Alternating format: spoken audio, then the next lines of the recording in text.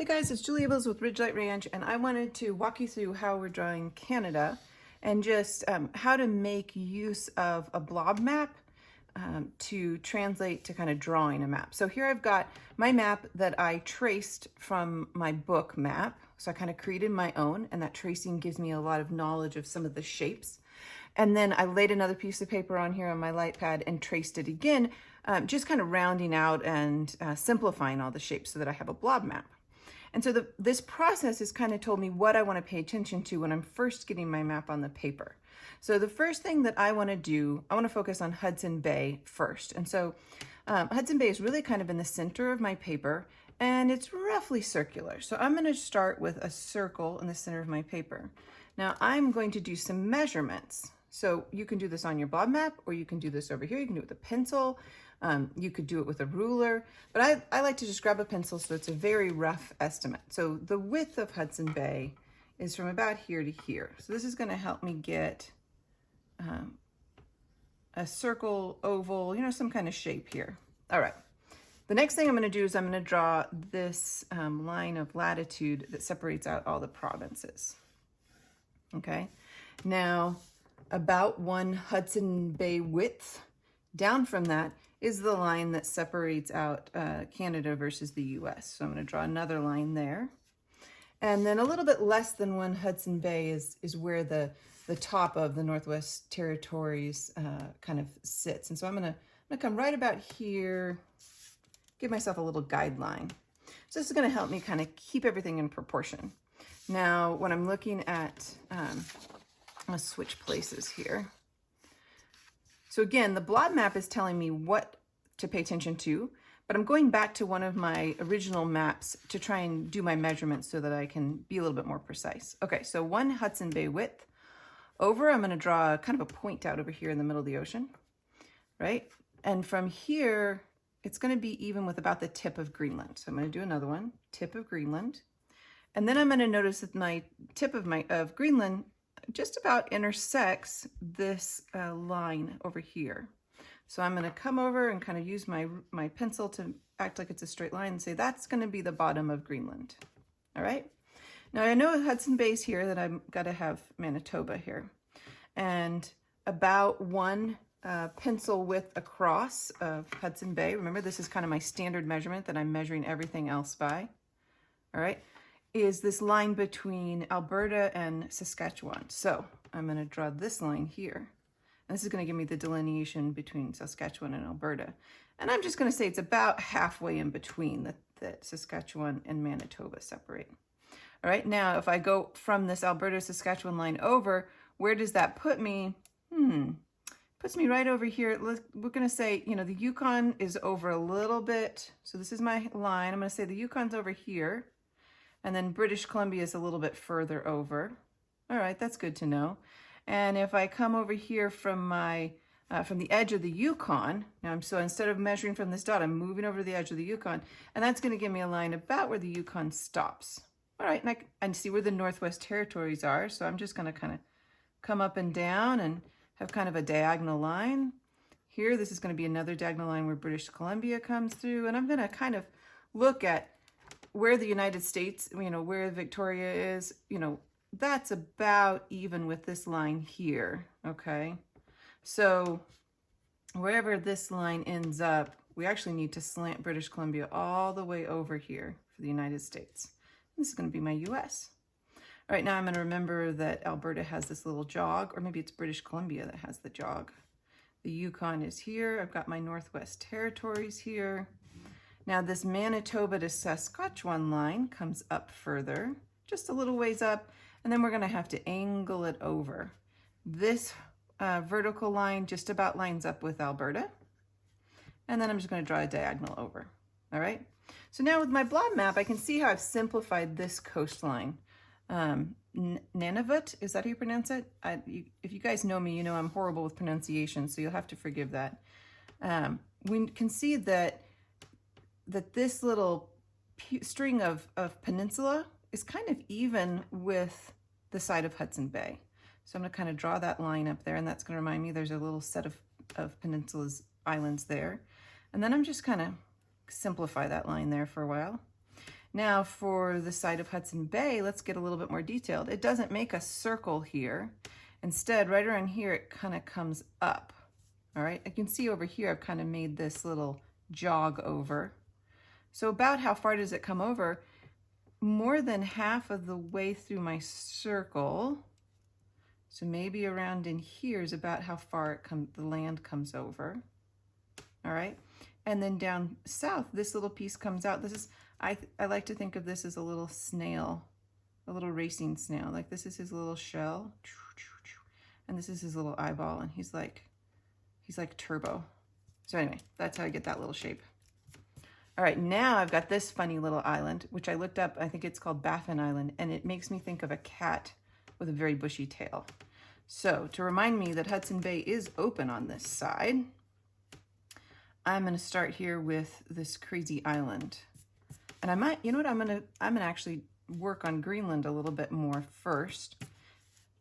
I know from other times I've measured this that Greenland is about 2.5 Hudson Bays high, right? So we've got our Hudson Bay measurement, and I'm going to go like 1, 2, and probably a half.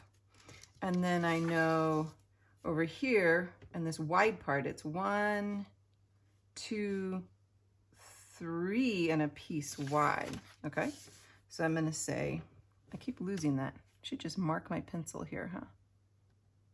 Okay, so now we're going to say it's 1, 2, and about a half tall. And then up high, it's going to be, well, we're going to need about 3. So let's move over to like, if that's 1, we're going to move over a half. So we'll make that 1, 2, and 3. Okay, so this is going to be this side. Greenland's going to kind of come out and down. Okay, and then it's going to come out like that. All right, now we've got some nice perspective going here. Okay, let's get back to my cat. So my cat, I know, has this big bushy tail, bushy tail. And then he comes down like this, and his little head is looking into the Baffin Bay. That's his head, in case you can't tell. And then he has 3 legs, because he's a very strange cat indeed. And this is where I'm going to wonder, how much space do I need between this and Quebec? So I'm going to come up and kind of do a little Quebec line. I'm just going to look at my blob map to simplify.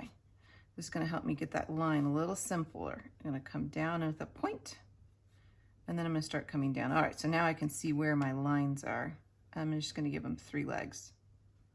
Strange cat indeed, right? All right. So now we've got some other little islands to put in there. Now, how much detail you put in is really up to you and your teacher, if you're a student, or you talk to your kids and how much that they think that they can handle and how much detail they want to put in. We know just south of Hudson Bay is our Great Lakes. And you can see over here that I've just put in some little circles to help me figure out where those lakes are. That's going to help me get some of my lines. Okay, so the line between Ontario and Quebec comes down and then over, because they don't want to go into the Great Lakes. Quebec itself has a funny little curve in here.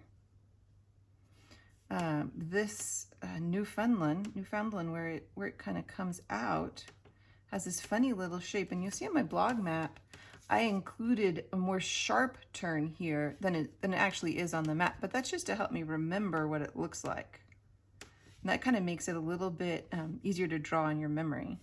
All right, so the other island that's part of Newfoundland and Labrador, you can see here I kind of accentuated that one piece and then came around with it. We got to remember to put New Brunswick in. It's over there next to Maine. And maybe I'll just have a little line here to remind me that Maine is in here somewhere. And then, of course, I want Nova Scotia and Prince Edward Island. All right, so now what are we missing? Okay, we've got to draw around these lakes. How much you want to draw each of these Great Lakes, man, that's up to you, how much detail you get on them. I lived in Michigan for a while, so I feel like the shape of the Great Lakes is maybe a little familiar to me, but I would be happy with just circles. I think that would be okay too. Okay, so now Ontario kind of comes down and traces all of these lakes. All right, so now I've got Ontario and I've got Quebec.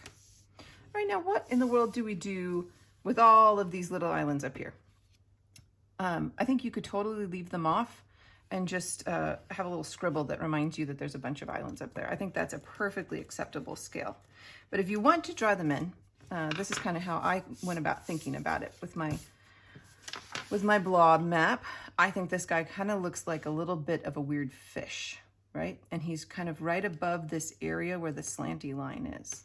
So I'm going to put in my weird fish. And this is and then I've got this nice little line here to remind me that that the Northwest Territories gets part of these islands, which I think is bizarre that these two provinces have split some of these islands. And it doesn't even line up with this line, but I don't know, there's got to be a good story there. This guy, I think, kind of looks a little bit like a teardrop. And then we've got a big collection of islands up here that almost looks like a half-melted Hershey Kiss. All right, now when we get more specific, we can remember that there's a couple little islands here, bigger island here, and then this island has kind of a weird shape. Okay, now what about this island here?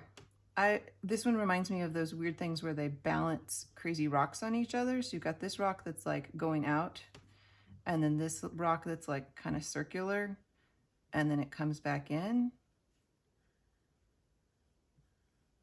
All right.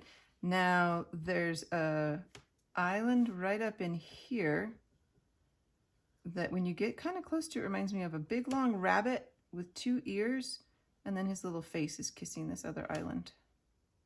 There's his eye. Say hi, little rabbit. And then we've got another island up here that comes up closer to Greenland. There we go. And then we've got just a bunch of little islands in here that fill in and, you know, keep the boats from feeling safe to go anywhere, I think. All right, so now, is this a really beautiful work of art? Nope, it's really not. Does it help me remember where everything is in Canada? Absolutely. Drawing this and helping my son draw something similar has really helped me to remember where everything is. Oh, let's put Alaska in here because that's important. It helps me to kind of commit to memory the names of the provinces and the names of some of the different waterways. You can see I don't have any of the waterways labeled on this map yet. We were totally focusing on provinces first. Prince Edward Island. Oh, and let's not forget Iceland's over in here somewhere too. That'll be important when we do Europe. It'll help us tie our whole map together. But that's how I go about drawing it and how I make use of a simplified traced map and a blob map. I hope that helps you guys out. Put any questions or comments you have below, and I'd love to see your maps.